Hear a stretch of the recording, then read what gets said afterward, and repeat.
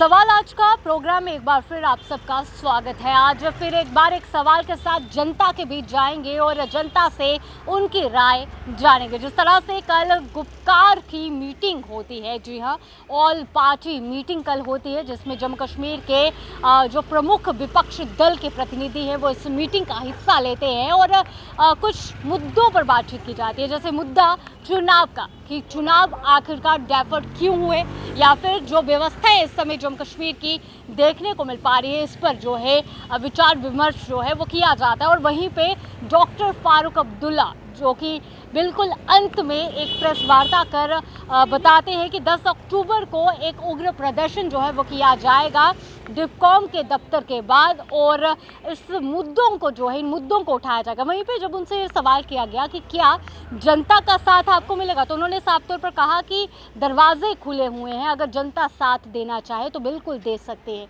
बस इसी सवाल के साथ जनता के बीच जाएंगे और जनता से जानेंगे कि क्या विपक्ष दलों द्वारा जो 10 अक्टूबर को एक प्रदर्शन जो है डिफकॉम के दफ्तर के बाद किया जाएगा, क्या वह उनका समर्थन करेंगे। तो चलिए जानते हैं उन्हीं से। जी सर, आपका नाम?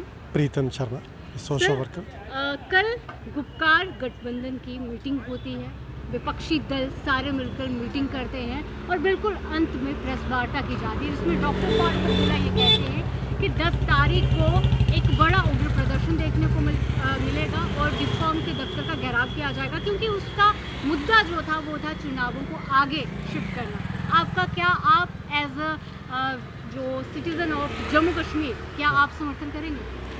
पहले तो आपका बहुत बहुत धन्यवाद। देखिए, अगर ईमानदारी से डॉक्टर साहब ये कहते हैं कि हम जनता हित के लिए लड़ रहे हैं और जनता हित के लिए हम बंद का आह्वान भी करेंगे, जम्मू का जनता का समर्थन मांगेंगे, तो निश्चित तौर पर जनता जम्मू की उस पर विचार करेगी। लेकिन कई ये शंका है कि कोई भी राजनीति को प्राप्त करने के लिए अगर प्रदर्शन है तो जम्मू की जनता कतई भी साथ नहीं देगी। उसका कारण है, कई वर्ष तक इन्होंने राज किया, इनके शासनकाल में ही आतंकवाद पनपनाया।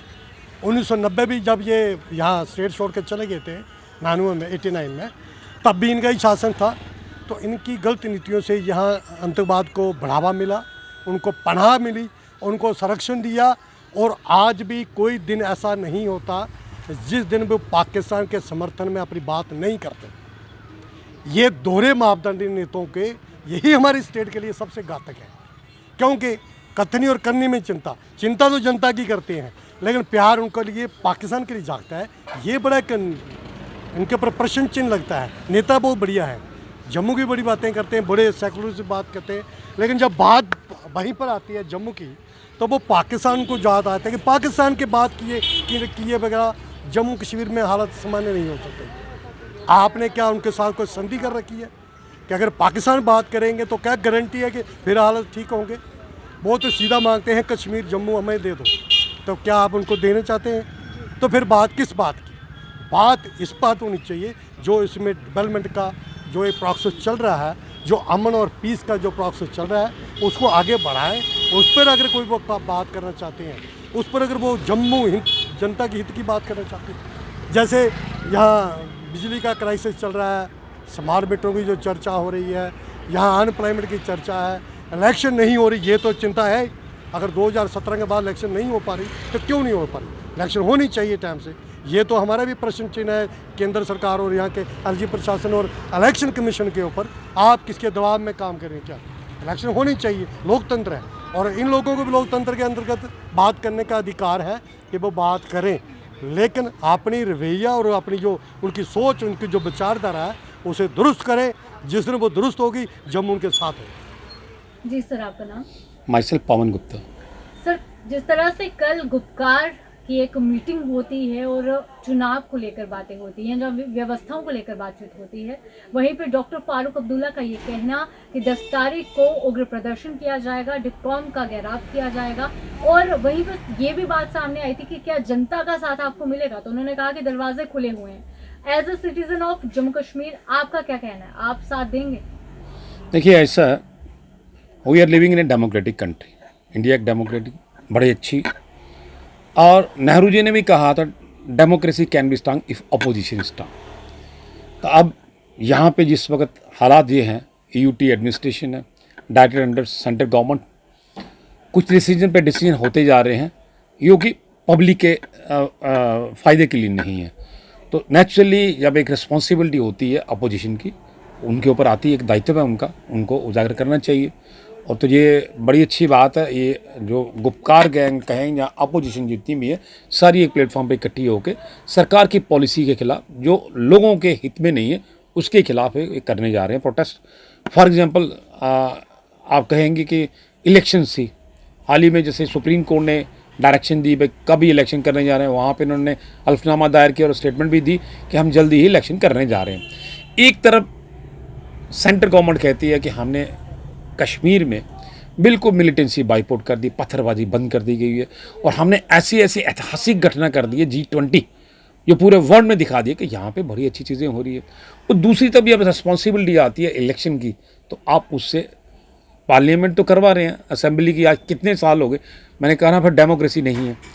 और रही सवाल पंचायत की या ये वाली कॉरपोरेशन की, या म्यूनसिपलिटी की, ये इलेक्शन, इसके भी डेफर कर दिया गया है। तो नेचुरली एक जो अपोजिशन जो एक सारी एक प्लेटफॉर्म के ऊपर इसको प्रोटेस्ट कर रही है, तो नेचुरली स्वाभाविक है कि पूरे जम्मू के लोग, और उसमें मैं भी कहूँगा हमें बिल्कुल साथ होना चाहिए, क्योंकि डेमोक्रेसी के लिए। रही सवाल इंडिविजुअल किसी के अपने डिफरेंसेस होंगे तो नहीं, रहा सवाल, मुझे कोई पॉलिटिकल नहीं है, लेकिन सही जो इन्होंने मुद्दा चुना हुआ, तो नेचुरली अगर हम यूटी एडमिनिस्ट्रेशन के अंडर डिपकॉम के जहाँ पे वो प्रोटेस्ट करने जा रहे हैं, पीसफुल प्रोटेस्ट करने जा रहे हैं, तो पीसफुल प्रोटेस्ट में पूरी जम्मू की जनता को साथ देना चाहिए, और देना भी चाहिए, क्योंकि अगर मुद्दे अगर सही है, अगर हाल ही में देखिए सुनती नहीं, डेमोक्रेटिक कंट्री में क्या इलेक्टेड गवर्नमेंट में होती है, लोगों की बातें सुनी जाती हैं। आप देखिए स्मार्ट मीटर लगे, लोगों को सुना नहीं गया, आपकी लोगों ने स्मार्ट मीटर के नुकसान बताए क्या क्या हैं, लेकिन तब नहीं सुना गया। इससे पहले प्रॉपर्टी टैक्स ज़बरदस्ती इंप्लीमेंट किया गया, उसके बारे में। और मैं एक चीज़ कहूँ, जब यूटी बनती है, यूटी में टोल प्लाजा नहीं होते हैं, टोल प्लाजा के लिए ये जो अभी हम नो रोड नो टोल था, जहाँ 50-60 किलोमीटर के दायरे में नहीं होता, उस चीज़ के लिए प्रोटेस्ट किया गया, लेकिन नहीं सुना गया। और जब नहीं सुना गया तो एक बहुत बड़ी रिस्पॉन्सिबिलिटी एक अपोजिशन की होती है।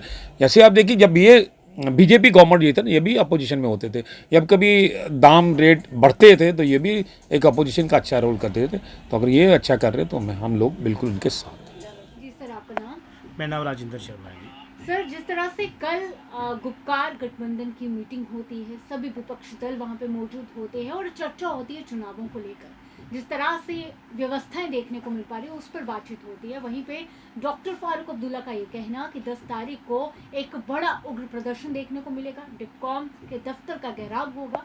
वहीं पे समर्थन की बात आई थी कि क्या जनता का साथ आपको मिलेगा, तो वही सवाल आपसे करना चाहते हैं as a citizen of Jammu Kashmir, क्या आप उनका समर्थन करेंगे? देखिए जी, धन्यवाद आपका मेरा रिव्यू लेने के लिए। सबसे पहली बात है कि जो गुपकार की इनकी कल जो मीटिंग कल हुई यहाँ पे जम्मू में, उसको पूरा विस्तार से मैंने पढ़ा नहीं है, फिर भी मैं ये कहना चाहता हूँ कि कुछ बातें जो उनकी सुनने में आई हैं या मीडिया के थ्रू मैंने जितना जाना, कि एक तो जो इलेक्शंस के बारे में बोल रहे हैं तो वो बिल्कुल जनता के हक़ के लिए बोल रहे हैं और उनको बोलना भी चाहिए, लेकिन कुछ बातें पिक एंड चूज़ आ जाती है कि जब इनकी सरकारें होती हैं तब इनको लोगों की परेशानी नहीं समझ आती, तब क्या हो रहा है, जनता क्यों परेशान है, तब ये नहीं पूछते हैं।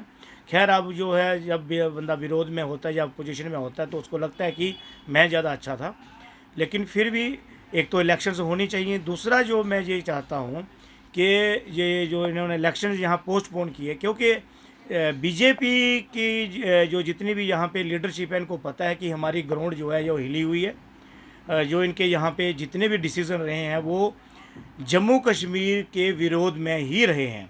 अगर इन्होंने 370 हटाई, बहुत अच्छा था, हम लोग जम्मू की पूरी जनता तन मन धन से इनके साथ में थी, लेकिन उसके साथ में इन्होंने 371 नहीं दिया। बाहर के लोग जो बसे आके, वो सिर्फ जम्मू प्रोविंस में है आके बसे, वो आज कश्मीर में आप देखिए, कश्मीर वाले फिर अपनी जगह ठीक हैं, क्योंकि उनका एक यूनिटी है कि वो बाहर वाले को ज़मीन जो है वो सेल भी नहीं करते। हमारे जम्मू के लोग थोड़े लालची भी हैं, यहाँ से थोड़ा पैसा ज़्यादा मिल जाता है तो उधर खिसक जाते हैं। अब रही बात, देखिए जो रिसोर्सेज थे जो जम्मू कश्मीर के लोगों के, जहाँ से ये जो चलता था, बिजनेस चलता था, बिजनेस कम्युनिटी को लेके मैं बात करूँगा। यहाँ पे जितनी भी आज काम हो रहे हैं, कोई भी एक टेंडर जो आप मुझे बता दीजिए जो जम्मू के लोग जो हैं वो उसको कर पा रहे हैं। चाहे वो कंस्ट्रक्शन में आ जाइए, आप रोड में आ जाइए, आप हेल्थ में आ जाइए, आप एजुकेशन में आ जाइए, कोई भी एक मुझे बता दीजिए। आजकल हेल्थ जो एजुकेशन के बच्चों के पेपर्स हैं वो बाहर की एजेंसी कर रही हैं, और सुनने में यहाँ तक आया कि वो ब्लैक लिस्टेड थी।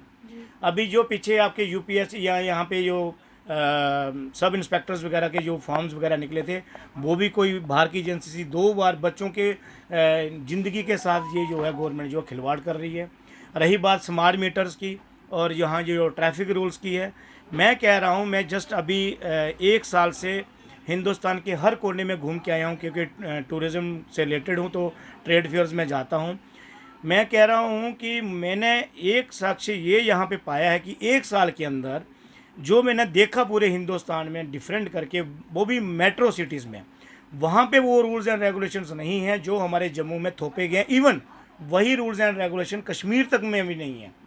चाहे आप रोड में देख लीजिए, यहाँ पे आपको अगर एक तो 2 व्हीलर्स पे आपको डबल में है तो डबल हेलमेट डालनी है। कश्मीर में ट्रिपल शेयरिंग में भी कोई कर रहा है, कोई चालान नहीं है। यहाँ ई चालान का सिस्टम है, आप थोड़ा सा घर से बाहर निकलो, आपके घर में चालान आ जाता है, आपको मोबाइल पे एकदम में मैसेज आ जाता है। कश्मीर में वैसा नहीं है। मैं रिसेंटली लास्ट मंथ अभी गुजरात के 3 बड़े शहरों में गांधीनगर, अहमदाबाद और सूरत घूम के आया हूँ कि मैं आप सुन के हैरान होंगे कि अगर मैंने कम से कम 40 से 50 हज़ार 2 व्हीलर्स व्हीकल्स देखे होंगे, उसमें से 200 के करीब लोगों ने हेलमेट वियर की होगी, वो भी जो ड्राइवर है। पीछे अगर उसकी 2 सवारी पीछे बैठी हैं, ट्रिपल राइडर या 4 राइडर है, किसी ने हेलमेट नहीं वियर की हुई है, कोई चालान नहीं आ रहा है। वहाँ हज़ारों लोगों से मेरी बात हुई, कोई चालान नहीं आता, कोई ई चालान का सिस्टम नहीं है। तो क्या है कि जो गवर्नमेंट ऑफ इंडिया है उसने जम्मू को क्या यहाँ पे एक जो है वो प्रैक्टिकल लैब बना रखा है कि जितने भी प्रैक्टिकल होने हैं वो जम्मू कश्मीर में कर दो, कि ये जो लोग जो हैं ये देश प्रेमी लोग हैं, इनको जितना मर्जी सता दो तो ये कोई भी इसके अगेंस्ट नहीं आएंगे। तो मैं तो चाहता हूं कि इलेक्शंस होनी चाहिए, क्योंकि हमारे हक मारे जा रहे हैं, हमारी नौकरियां जो बाहर के लोगों को दी जा रही हैं, इसमें कोई दो राय नहीं है। अभी पीछे लोग, इतनी दुनिया यहाँ पे आई है, लेकिन ब्यूरोक्रेसी इतनी हाई है कि स्मार्ट मीटर्स हों, चाहे आपका जो ये मुद्दा था जो इसका टोल का, लेकिन देखिए किसी ने भी इसके हक में या अभी तक इसका सलूशन निकालने की कोशिश नहीं करी है। तो मैं तो चाहूँगा कि जितनी जल्दी हो सके होने चाहिए, कि क्यों नहीं, हमें हमारा हक मिलना चाहिए, ताकि जो है हम लोग जो हैं जो इस दौर से गुजर रहे हैं उससे निजात पा सकें। तो ये आपने देखा कि क्या कहना था इस सवाल पर आम जनता का। फिलहाल तो सबका यही कहना है कि साथ बिल्कुल दिया जाएगा। अगर राजनीति नहीं है, जनता के हित के लिए सवाल उठाए जा रहे हैं तो बिल्कुल समर्थन दिया जाएगा। आपका क्या कहना है? आप भी अपनी राय ज़रूर दीजिए। अभी के लिए इतना ही। बाकी अपडेट्स के लिए बने रहिए द न्यूज़ नाउ के साथ।